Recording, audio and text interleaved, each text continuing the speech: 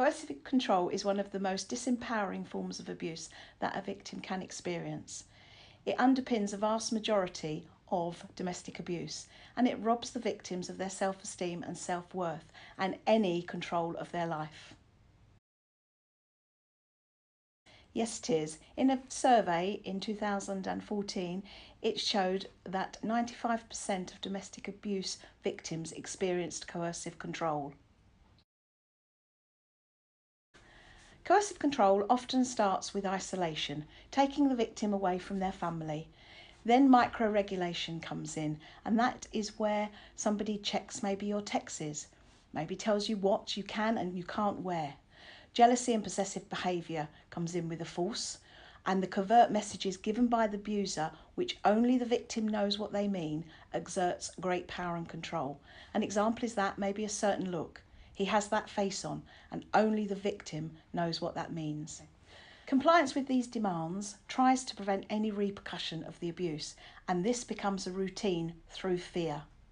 So, maybe seen to others as a voluntary behaviour. Remember, fear is subjective. It is relevant to the victim. It comes from the experiences and the threats, and the real belief that if they break the control, severe harm will come to them. New legislation addressed a specific gap in the law around domestic abuse. It came into force on the 29th of December 2015, and unfortunately it does not have retrospective effect. The aim is to provide the understanding of the role of coercive control as a set of behaviour that entraps women in an abusive relationship.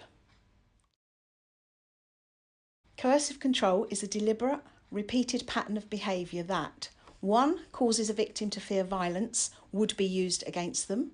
2. Is shown to have an impact on the victim's day-to-day life. And 3. Shows the abuser knows or should have known that the behaviour would impact on a victim.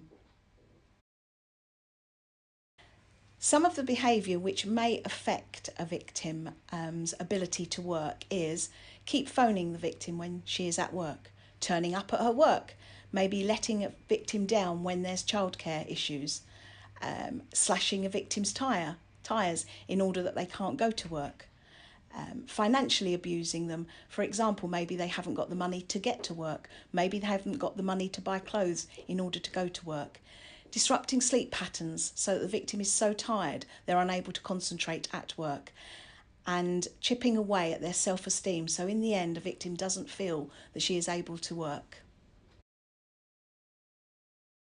So in summary, coercive control relationships have been described a bit like being taken hostage. The victim becomes captive in an unreal world created by the abuser. They can become confused, disorientated, and robs them of the control of their life and their self-confidence. So therefore, they are conditioned to be made dependent, and then they are entrapped.